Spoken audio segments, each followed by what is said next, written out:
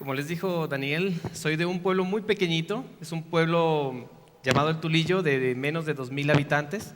En ese pueblo nosotros no tenemos primaria. Siguiente, por favor. Nosotros no teníamos primaria, solamente tenemos no tenemos secundaria, solamente tenemos primaria. Soy hijo de una familia numerosa, somos 8 en total. Mi papá es agricultor, comerciante, y pues, bueno, difícilmente las situaciones prestaban, ¿no? Mi papá y mi mamá deciden salirnos del Tulillo para que nosotros tuviéramos una oportunidad de estudiar. Traernos a la ciudad sería la mejor idea para que nosotros pudiéramos formarnos. Ellos decían que la educación era la mejor herencia que nos podían dejar. Sí, todo iba bien. El problema, siguiente por favor, el problema es que yo era demasiado burro para la escuela.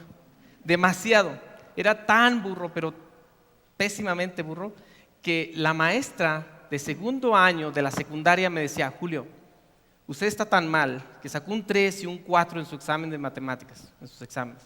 La única forma que tiene para que pase es sumándole las calificaciones.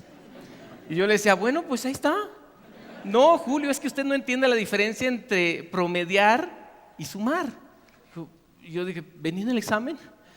Dije: no, o sea, necesitamos que usted se ponga a estudiar, ¿no? Yo tenía un amigo, Gersuán, que todo el tiempo nos hacíamos la pinta. Llegaba y me decía: Julio, vámonos a ver a las chicas de corte y confección. Y ahí está Julio, 3 horas viendo a las chicas de corte y confección nomás tejer. O sea, sin ningún sentido, pero ahí estaba. No sé la razón, pero Gersuán estaba un poquito más abajo que yo. Entonces, le ayudaron a salirse de la secundaria. Entonces, yo era el siguiente en la lista. Tenía que abandonar la secundaria por burro. Entonces, ya sin Gersuán, la verdad no era lo mismo salirme de pinta. Entonces, no me quedaba más remedio que atender las clases, ¿no? Entonces, pasé, no sé cómo le hice, la verdad no recuerdo cómo le hice, pero llegué a tercer año de secundaria. En tercer año, primer examen, 60 en matemáticas. Uf, yo estaba feliz, feliz, un éxito, o sea, dupliqué mis calificaciones. Y mi papá supongo que también, ¿no? Pero resulta que mi maestro me dijo: Julio, yo soy un banco y yo tengo crédito, yo tengo muchos puntos y esos puntos usted los quiere. Usted tiene un 60, ese 60 yo se lo puedo convertir en 70, ¿qué le parece? Le doy un financiamiento de 10 puntos. Y dije: pero yo no sé qué es eso, o sea, yo nunca he ido a un banco ni... No, mire, está muy fácil. Si usted en su siguiente examen me saca un 80, le perdono la deuda. Pero si saca un 70, le quito sus 10 puntos. ¿Qué dice? Pues no entendí mucho, pero sonaba que me convenía. Entonces, acepté el trato, ¿no? Y me fui a casa con un 70, hermoso 70, y le dije: papá, mira, no, que no podía, ¿ves? Entonces, resulta ya con mi 70 que dije: chin, tengo que estudiar, y tengo que estudiar muy fuerte para alcanzar la mediocridad, ¿no? Porque pues quería alcanzar el 80. Entonces resulta que me puse a estudiar muy fuerte, ¿no? Mis amigos estudiando para el 100 y yo es para el 80, sí se puede. Pues ya llego y logro el 80. Dice el maestro: venga, Julio, tiene un 80. Yo, ¡ay!, feliz de la vida. Pero me dice: ¿qué cree? Yo soy un banco y yo tengo puntos, le puedo financiar otros 10. Sí, cualquiera lo hubiera hecho, ¿no?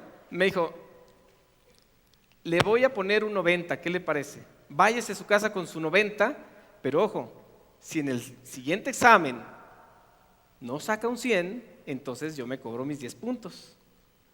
Y yo dije: no, es que eso de crédito está muy bueno, yo le tengo que entrar. Entonces me fui a mi casa con un 90 de calificación, así, 90, llegué a la casa, se lo puse a mi papá, le dije: ahí está, diviértete. Entonces, pero ¿qué pasa? Yo ya le había mentido a mi papá, o sea, no tenía el 100, ¿no? Yo tenía en realidad, o sea, no tenía el 90, yo tenía menos. Entonces dije: mi papá me va a descubrir, si no me pongo a estudiar muy fuerte, me van a quitar esos puntos.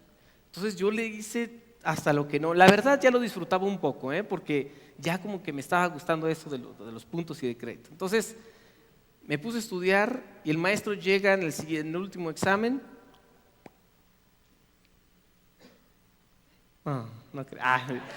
Me pone un 100. Me dice, Julio, sacó usted un 100.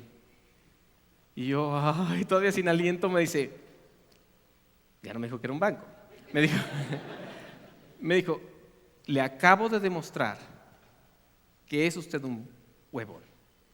Usted es un flojo. Usted tiene la capacidad de sacar el 100, pero ha estado de ocioso todo el tiempo. Por eso nunca había sacado un 100. ¿Quiere seguir sacando 100?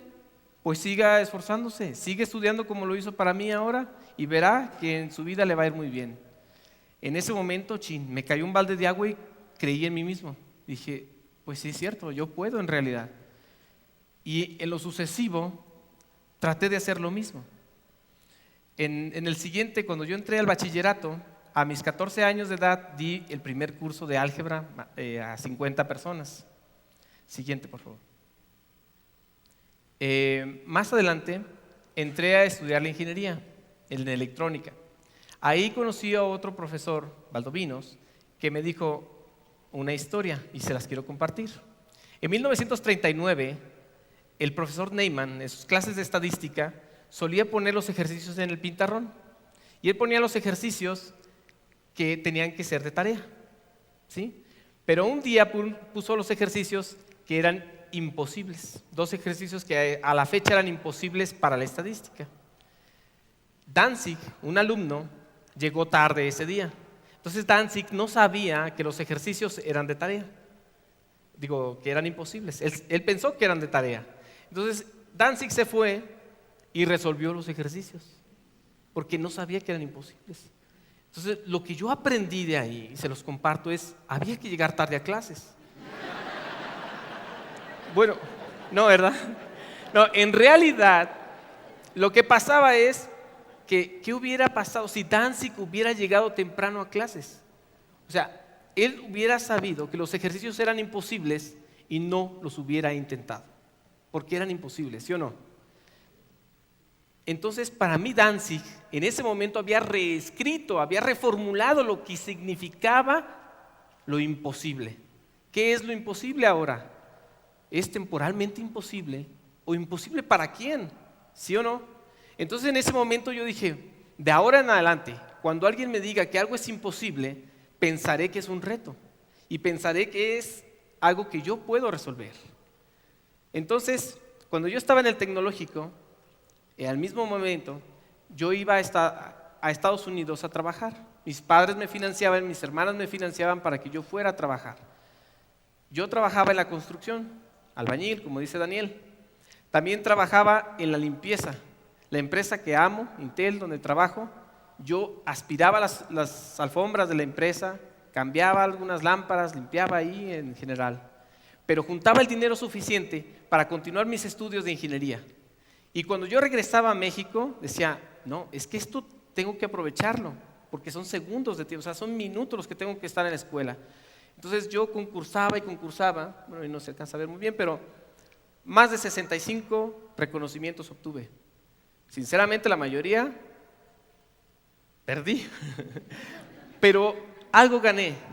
Gané a ser inmune al fracaso, ¿verdad?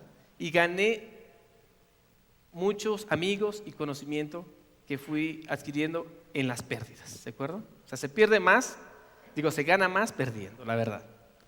Entonces, no digo que me gustara perder, ¿verdad? Pero pues, así fue. Siguiente. Después entré a estudiar una maestría. En la maestría estuve haciendo cosas de visión por computadora robótica, utilizando una álgebra geométrica en 5 dimensiones. O sea, nuestro mundo, imagínense nuestro espacio mapeado a 5 dimensiones en una hiperesfera. Es bastante fácil.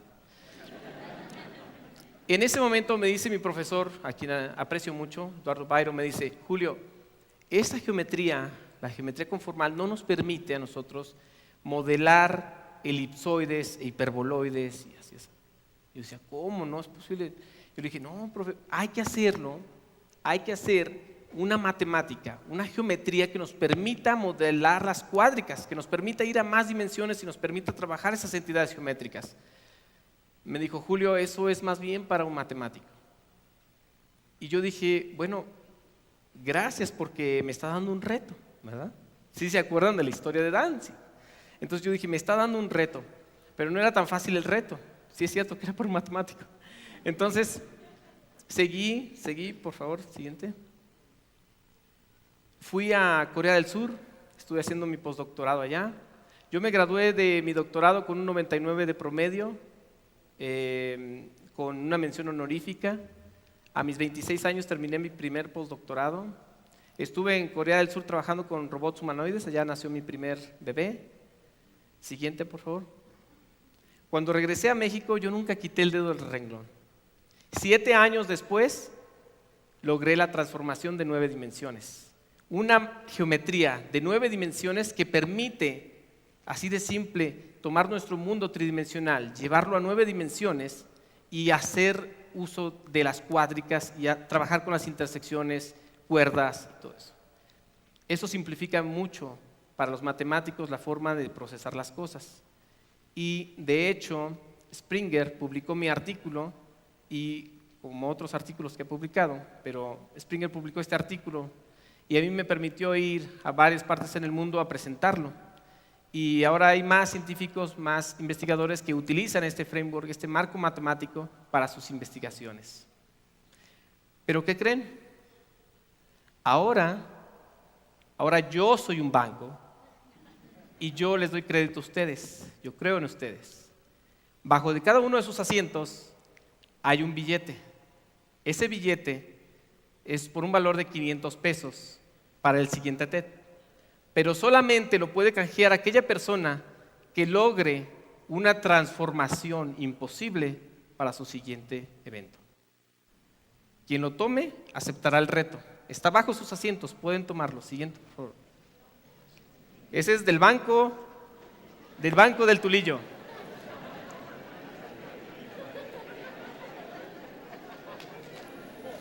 Quien acepte el reto, tómelo, por favor. Levanten la mano quien acepta el reto.